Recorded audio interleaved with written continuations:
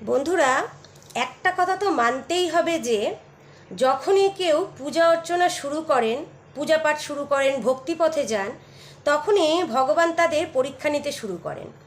বেশিরভাগ ভক্তের একটাই প্রশ্ন যে তারা নিষ্ঠা সহকারে প্রতিদিন পূজা অর্চনা করেন, ভগবানের নিত্য সেবা করেন, নিজেদের সাধ্য মতন ভোগ নিবেদন করেন, নিয়মকানুন মানেন, মন্ত্র জপ করেন, তা সত্ত্বেও তাদের জীবনে দুঃখ দুর্দশা যেন শেষই হয় না। আসলে বন্ধুরা, বেশিরভাগ ভক্তিপথে যে মানুষেরা প্রথম প্রথম আসে, তাদের সবারই ধারণা থাকে যে পূজা পাঠ, মন্ত্র জপ, নিয়মকানুন মানা এসব করলেই তাদের জীবনে আর কোনো রকম সমস্যা থাকবে না, আর তাদের সমস্ত ইচ্ছাও পূর্ণ হবে। কিন্তু সবসময় সেটা হয় না। অনেক সময় এই মানুষদের জীবনে এমন কঠিন কঠিন মুহূর্ত আসে, তা তাদেরকে মানসিকভাবে খুবই যন্ত্রণা দিয়ে থাকে, মানে খুবই পীড়াদায়ক হয়ে থাকে। তাদের ঈশ্বরের উপর থেকে তখন বিশ্বাস টলমলে হতে থাকে। আর অনেক সময় দেখা যায় কেউ কেউ তো ঈশ্বরের নাম জপ করাও বন্ধ করে দেন, কারণ তারা তাদের সেই কষ্টদায়ক পরিস্থিতিকে মেনে নিতে পারেন না। যখন এইসব ভক্তরা বলেন যে তাদের জীবনে শুধু একটার পর একটা খারাপ জিনিস হয়েই চলেছে, এর শেষই নেই, তখন এটি হলো সেই সময় যখন ঈশ্বরের পরীক্ষা চূড়ান্ত সীমায় পৌঁছায়। হ্যাঁ, এটি হলো সেই সময় যা পার হওয়া একজন ভগবানের সেবকের জন্য অত্যন্ত প্রয়োজনীয়। অনেক সময় এই মুহূর্তে এসে অনেক ঈশ্বরের সেবকেরা হার মেনে নেন, আর ভগবানের নেওয়া পরীক্ষায় উত্তীর্ণ হতে পারেন না। কিন্তু প্রিয় দর্শক বন্ধু, এটি হলো সেই সময় যখন হার মেনে নেওয়া উচিত নয়। আপনি আপনার জীবনে এত কষ্ট সহ্য করেছেন, আর একটু সহ্য করলেই আপনি সাফল্য অবশ্যই পাবেন।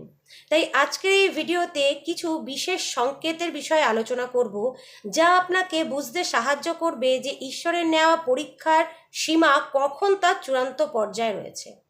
বন্ধুরা, ভগবানের পরীক্ষা যখন তার চরম সীমায় পৌঁছায়, তখন সেটিকে বোঝার প্রথম সংকেতটি হলো আপনার কাছ থেকে আপনার প্রিয় জিনিসকে বা প্রিয় মানুষকে কেড়ে নেওয়া।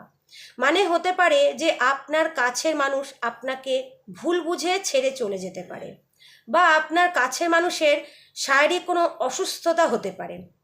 বন্ধুরা, এটা সত্যি খুব কঠিন বাস্তব যে কিছু কিছু ক্ষেত্রে তো কাছের মানুষের দেহান্ত পর্যন্ত হতে পারে। আর ধরুন আপনি কোনো পোষ্যকে খুবই ভালোবাসেন, তাকেও হয়তো কেড়ে নিতে পারে আপনার কাছ থেকে।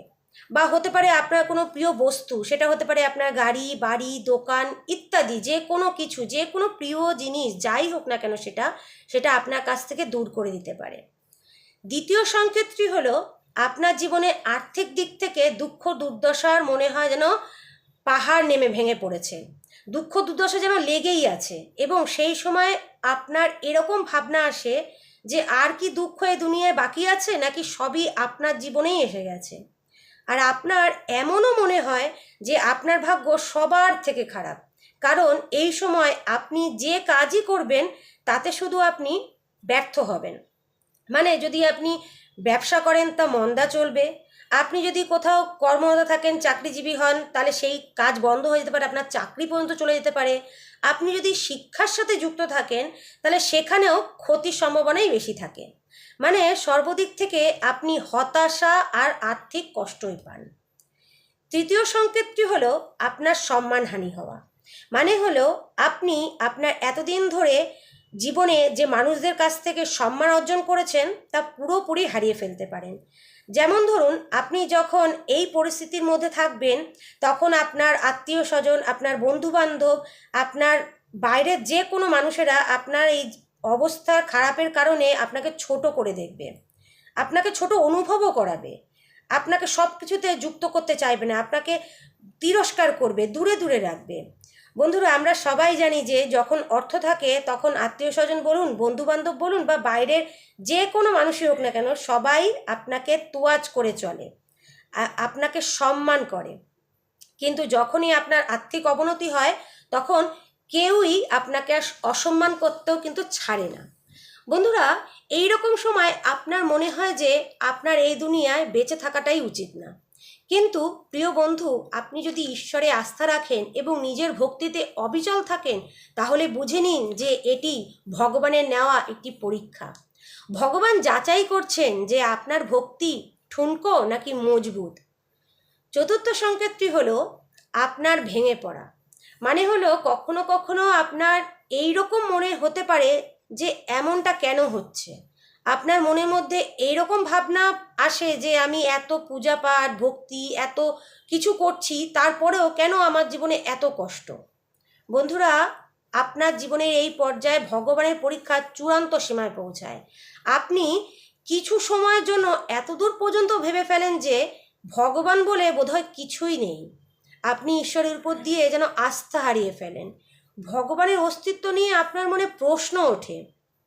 আপনার মনে ভাবনা আসে যে আমি তো ঈশ্বরের প্রতি অগাধ বিশ্বাস করি, তাকে ভক্তি করি এবং নিজেকে সম্পূর্ণ তার চরণে সমর্পণ করেছি। তবু কেন আমার জীবনে এত কষ্ট, এত জিনিস কেন ঘটছে? প্রিয় দর্শক বন্ধু, যদি আপনার জীবনে এই রকম সময় এসে থাকে, তবে তা প্রমাণ করে যে ভগবানের পরীক্ষা চূড়ান্ত পর্যায়ে আছে আর আপনাকে এখন এই পরীক্ষায় উত্তীর্ণ হতে হবে। তাহলেই নিশ্চিতভাবে আপনি সাফল্য, সুখ, সমৃদ্ধি অর্জন করতে পারবেন। পঞ্চম সংকেতটি হলো এই সব কিছু ঈশ্বর আপনাকে আপনার ধৈর্য, বিশ্বাস ও শক্তি পরীক্ষা করার জন্যই দিয়ে থাকেন।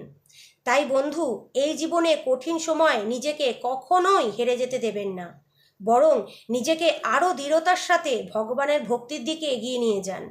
এই পরীক্ষাগুলোর মাধ্যমে আপনি ভগবানের সান্নিধ্য লাভ করতে পারেন। বন্ধুরা, মনে রাখবেন, পরম সত্তার ইচ্ছা ছাড়া এই জগতে কিছুই সম্ভব নয়। তবে হ্যাঁ, কর্ম অবশ্যই ভালো করতে হবে, পরিস্থিতি যাই হোক না কেন। তাই আপনি ধৈর্য, বিশ্বাস ও শক্তির সাথে ঈশ্বরের নেওয়া পরীক্ষা দিয়ে যান। শুধু জীবনে যাই হয়ে যাক, ঈশ্বর ও নিজের উপর দিয়ে বিশ্বাস হারাবেন না। তারপর যিনি পরীক্ষা নিচ্ছেন তিনি সব কিছু ঠিক করে দেবেন। ষষ্ঠ সংকেতটি হলো যখন ভগবান আপনার পরীক্ষা নেন, তখন আপনি নিজের জীবনে একদম একা হয়ে যান। এই সময় আপনি আপনার বন্ধু, আত্মীয় ও প্রতিবেশী প্রত্যেক সদস্যদের থেকে আলাদা হয়ে একাকী জীবন কাটাতে শুরু করেন। মানে হলো এই সময় আপনার কারোর সাথে কথা বলার বা কারোর বাড়ি যাওয়ার ইচ্ছে করে না, আপনার কিছু ভালো লাগে না। আর আপনার এই ভাবনার জন্য প্রত্যেকে আপনাকে ছেড়ে চলে যায়, আপনার বিশ্বাস ভাঙে।